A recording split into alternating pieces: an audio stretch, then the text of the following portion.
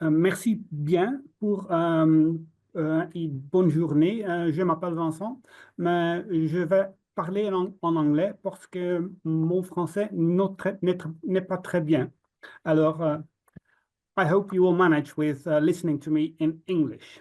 As Mr. Pelletier already introduced me, I will try to give an overview of the development of African swine fever in the recent years.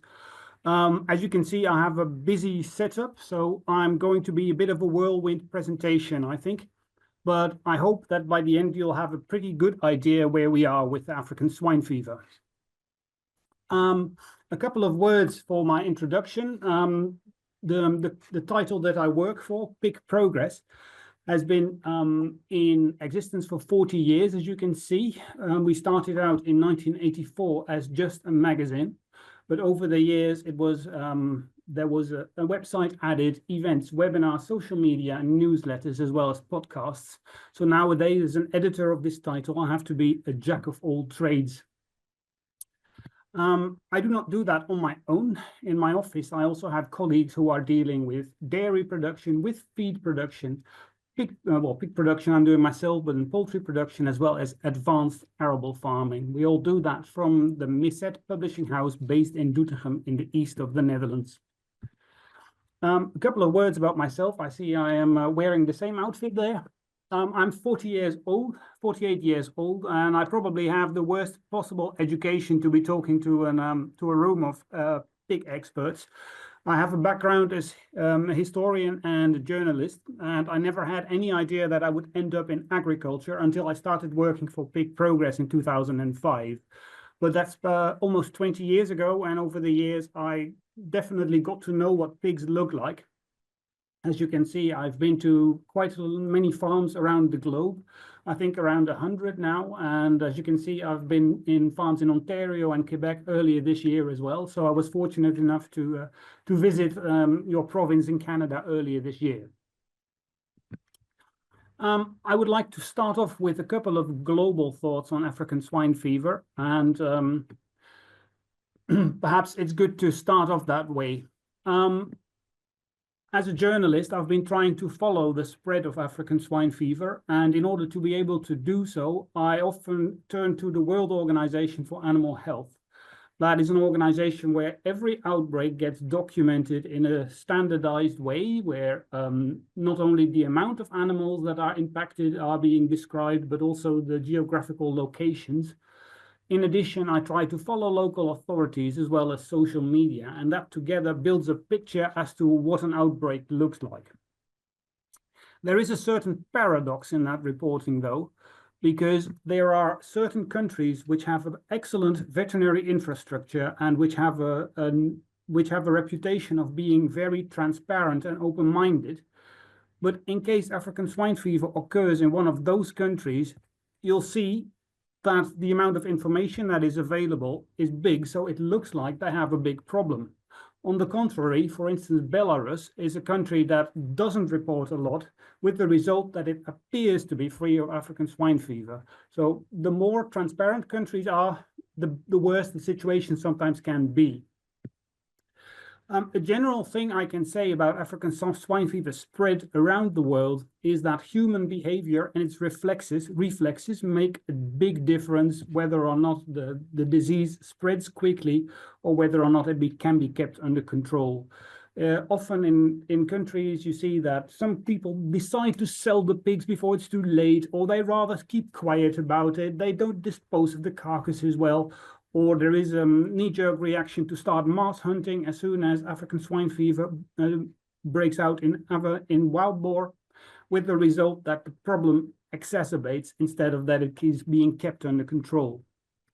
And last but not least, good to remember, the virus needs a biological reservoir.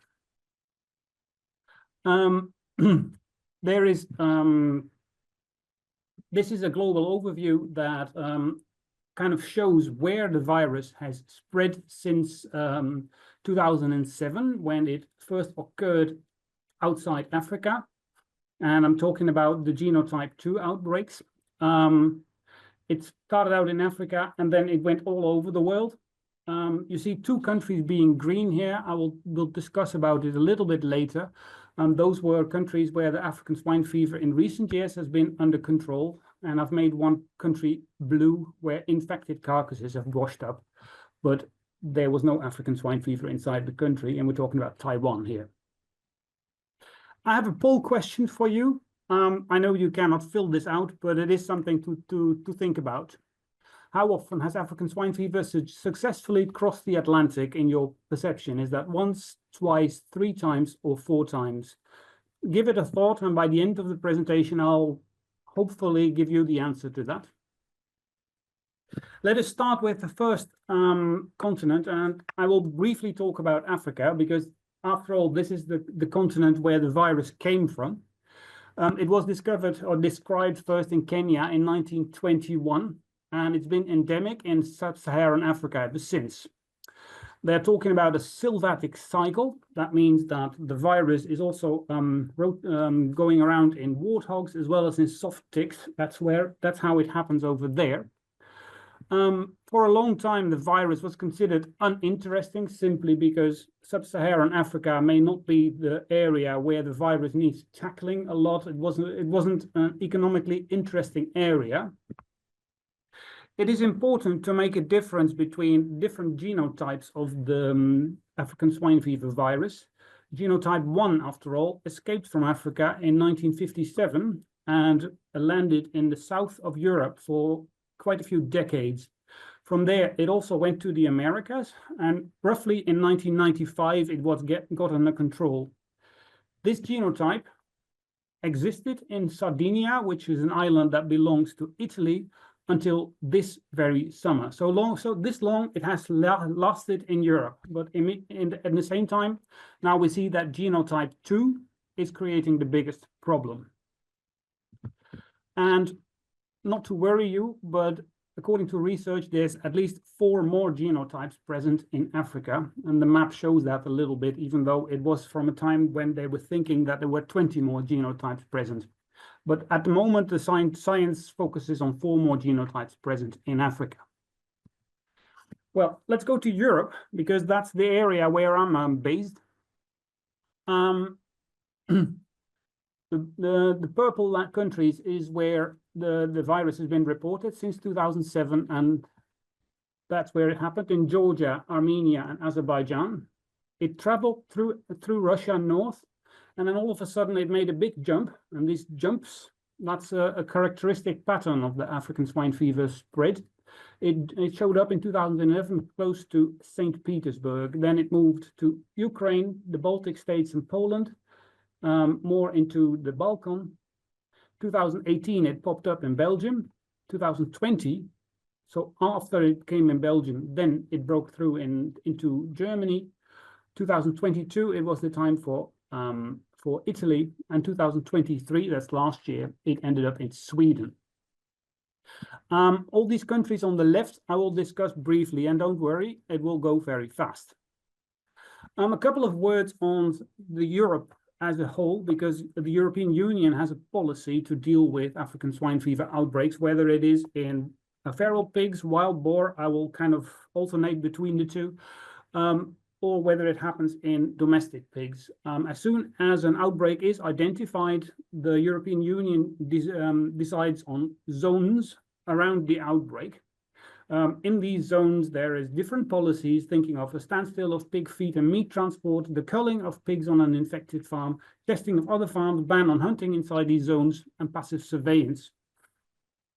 Obviously, within the European Union, there is a regionalization going on. So that means that if an outbreak happens in the north of Germany, it doesn't mean that the south of Germany cannot export pigs to other places in the European Union. This happens for inside the EU, but third countries tend to close their borders anyway. That is well, the normal dynamics that you see. The first country I would like to spend some attention to, that is Czech Republic, because the Czech Republic was the first country where African swine fever in feral pigs was gotten under control. The outbreak was around between 2017 and 2018. And it was only in feral pigs, and it was kind of a spot infection, a one-off infection, which they managed to control. Roughly 230 dead feral pigs was the result, but for the rest, they managed to get it under control. The Czech Republic did get it under control, but unfortunately, a few years later in 2022, they did get infected again in a completely different area of the country. But it is worth exploring a little bit why and how the Czechs managed to get this under control. I nicked these two slides from an earlier presentation by Dr. Peter Satran of the Czech veterinary authorities. And basically, this is the European approach as well. As soon as there is an outbreak in feral pigs, what they do is fence off the area. And instead of trying to hunt the animals, they're trying to achieve the opposite. You don't want animals which are infected to be running away and kind of migrating a lot. No, you want them to stay in the same place. You don't want them to spread the virus to elsewhere. So instead of trying to hunt them away, they're trying to pamper them. So certain areas with harvest were not harvested, not all making sure that the wild pigs stay where they are. Instead, think of that reservoir. They were trying to hunt the wild pigs in the area around it to make sure that these all got killed, so the virus could not escape to other animals outside this area. And once they were pretty sure that in the area around the inner zone, there was no feral pig alive anymore, that's when they went in. And if there was any wild pigs still alive, they would kill it. That is an approach that has worked in the Czech Republic. And that's an approach that has worked in Belgium, where it happened between 2018 and 2020 in the deep south. Again, it was just a one-off infection, probably because they were trying to introduce wild boar for hunting purposes from Eastern Europe.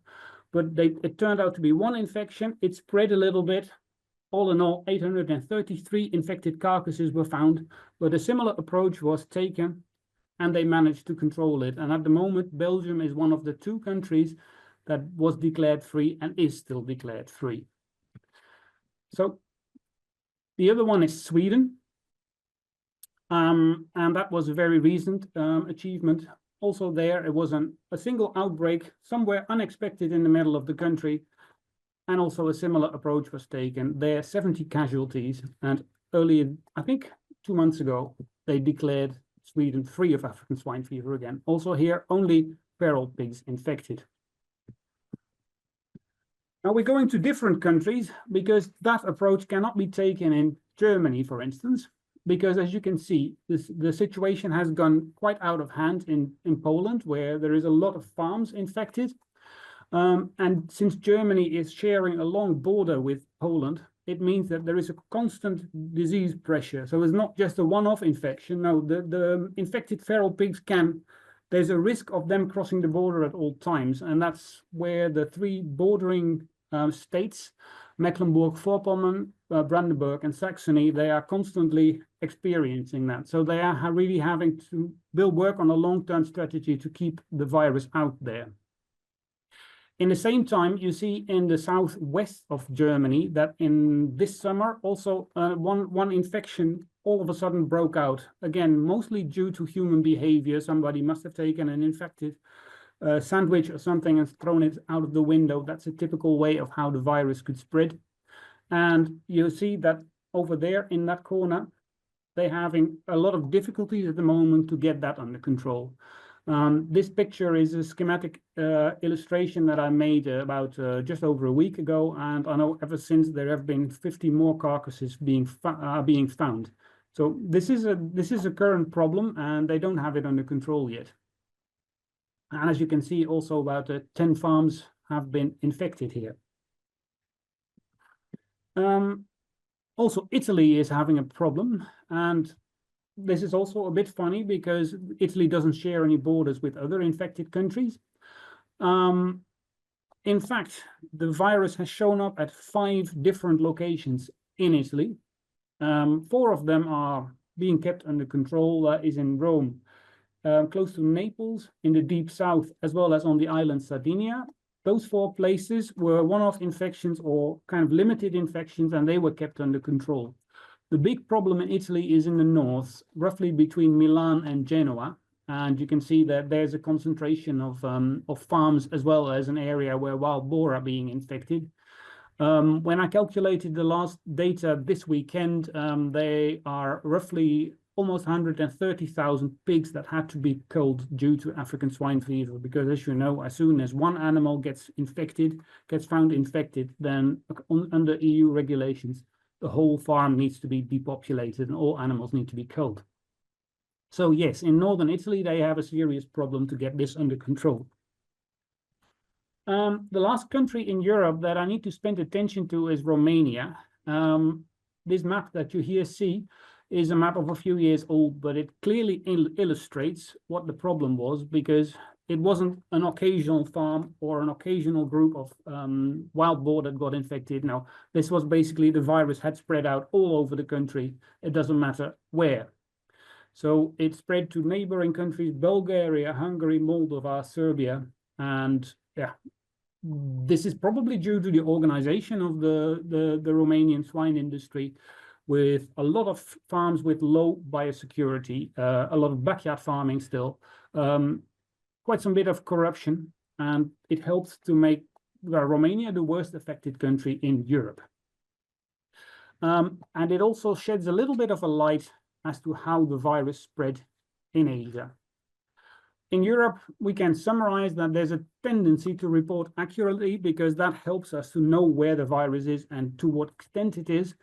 And as a result, you see that the spread in Western Europe has been mostly through feral pigs, with occasionally an outbreak in farms. And at the moment, Italy and Germany facing tough disease pressure. About vaccination, I will say something later. I'm going to Asia, because as said, the pattern that we saw just the other minute in Romania applies to most of Asia as well. When it arrived in Russian Asia in 2017 in Siberia, it migrated quickly to the north of China in 2018. Then it also ended up in Taiwan, with the little addition that this were just washed ashore animals and not so much animals inside the country.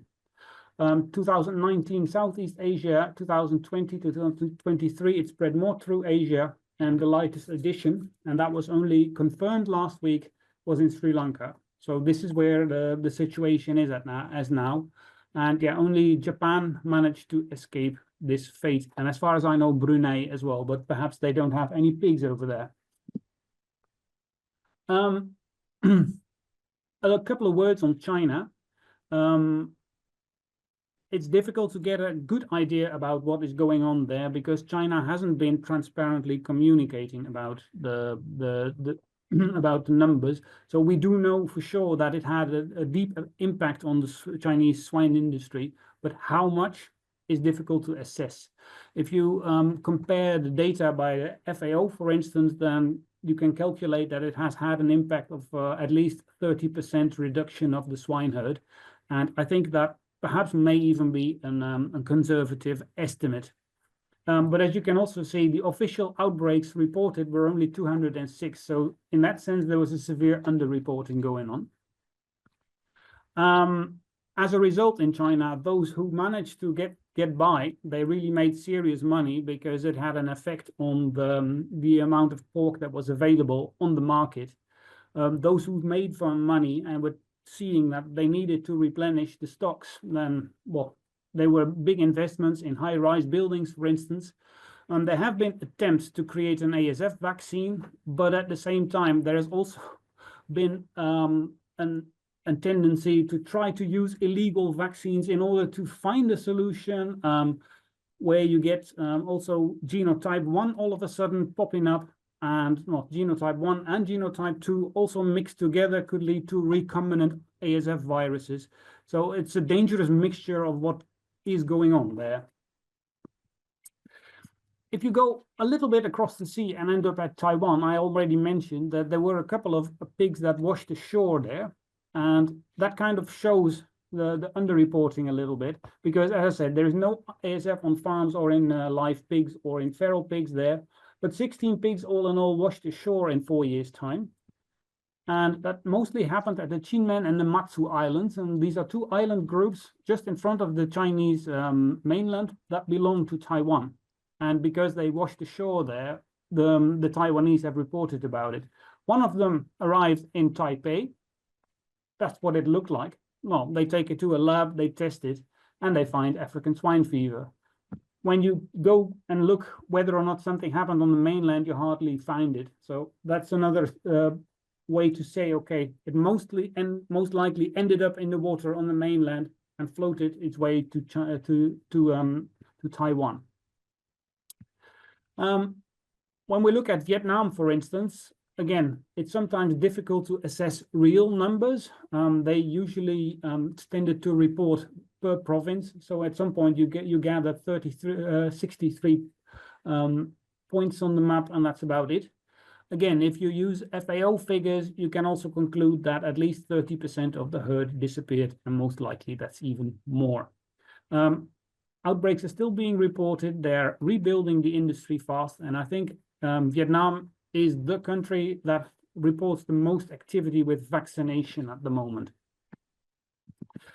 Interestingly, if you take a map of South Korea, I find that a very interesting country, because South Korea does report like the European countries do. So every feral pig that is being tested positive for African swine fever immediately gets sent to the World Organization for Animal Health. So at all of a sudden, you get a completely different picture when you collect them all, because here you see on a very detailed level that feral pigs do play a role also in Asia. For instance, when I checked last month, there were more than 4,000 feral pigs infected, but South Korea is the only one to share this kind of information. It got me thinking though, because if African swine fever is endemic in the feral pig population throughout Asia, it is relevant for the swine industry to know. And this study of Matthew Luskin of the University of Queensland confirms exactly that. He coincidentally had already been following a population of wild boar in the forests of mainland Malaysia, peninsular Malaysia. And well, they also were confronted with the African swine fever situation, and you saw that there was a number of animals that died because of that. So it was a nice confirmation that indeed this problem occurred. When you're looking at the Philippines, there was well, just like any other country, there was a spread of the whole population in the island. Interesting research that I reported about pig progress was by Dr. Jesper Su of the University of Minnesota. Recently, they did a research to how did the virus spread in the Philippines, and they found out that there was a certain kind of pattern in that. Every time there is a monsoon, that was when there was a peak in the outbreaks, as well as in off-season, there were 2 peaks, and they were related to human behavior. They needed money, and they needed to find out where the prices were best. So there was a certain pattern in that. If I conclude Asia there, you can say that the quick spread was due to human behavior, a lot of backyard farming, but also the climate situation. And there are prospects for vaccination. I would like to spend a few words to Americas as well, because that is geographically the closest by for you. Again, also Haiti and the Dominican Republic, that's where it happens, were the countries that were the only ones who are affected in the Americas at the moment. They reported outbreaks, and at some point the outbreaks to the World Organization for Animal Health stopped, but it gives you a fairly good idea. When I spoke to the two gentlemen responsible for the swine industry there a few years back, they also indicated that the industry size was about 1.8 million head prior to ASF, with a considerable value. And again, you can see that here also the pig herd already was 25% down. Information about Haiti is difficult to get by.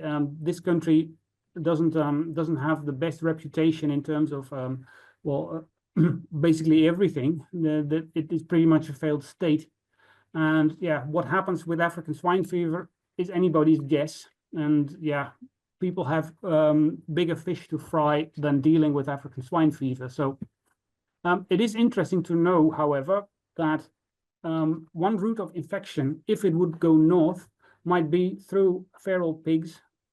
If that would end up on the mainland, it could happen that it goes via Mexico through wild boar, because they exist in Mexico. As I'm a historian, a couple of words on the history of African swine fever.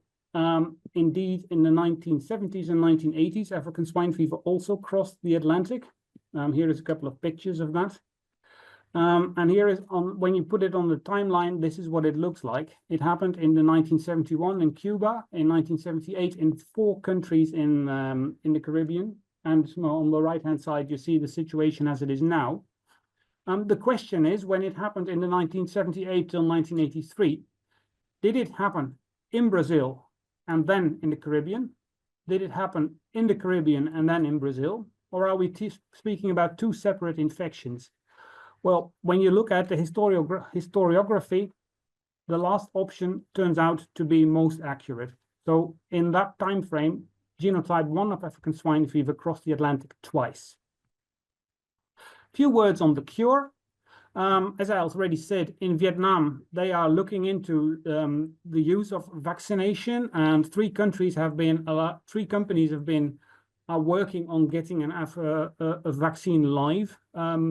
AVAC, for instance, has been introducing them on the Vietnamese market and is now also rolling them out in Philippines.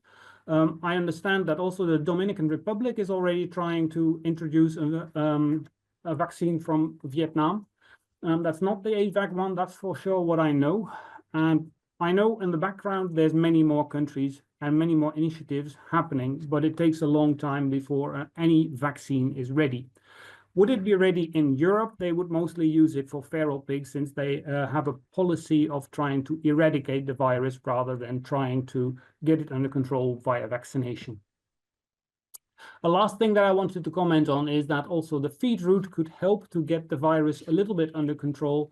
In recent years, you see that there's a lot of feed treatment, as well as there are a certain kind of feed components that may help delay the onset of the virus. A few conclusions. Well, the poll question, if you've paid attention, the answer is 4 times. So it's not to make you desperate, but the virus has made its transfer across the Atlantic from time to time. Key takeaways here is no country is immune to ASF. The virus needs a reservoir. The virus can spread by fomites. Human behavior is key to both the spread and the control. For developed swine industry, is my experience, once it happens in domestic pigs, yeah, you kill the whole herd, it's bad, but at least you manage to control it. But if it happens in feral pigs, it's more difficult to control. And vaccination offers promises in developing countries. That is what I wanted to share. I hope I stayed within the time, and I would welcome any questions. Thank you very much.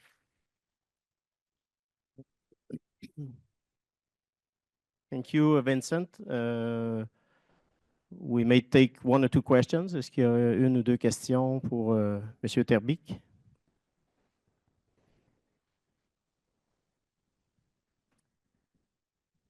Good morning, or well, good morning here, maybe not there. René Roy, pork producer in Quebec.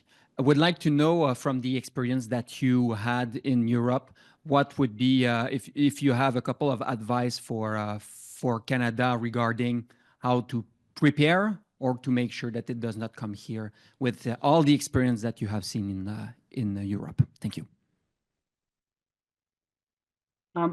Thank you for the advice. I think what Canada has been doing is stellar in this respect, because I think many countries have underestimated the ASF. They always thought it is a problem somewhere else in the world, and yeah, it won't happen here. And they only started asking questions when it was too late.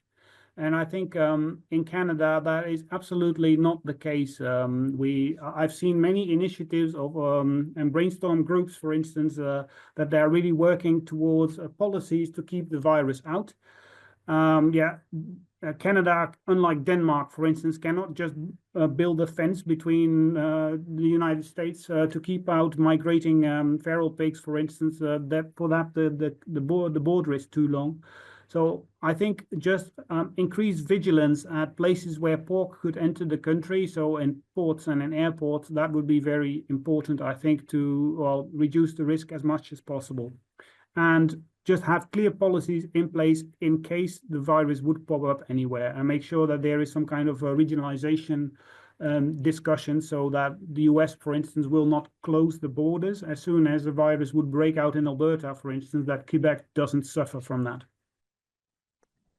Thank you very much. That's all the time we have. Thank you very much for your excellent and informative presentation, and I will be in touch. Thank you. So, yeah, merci beaucoup.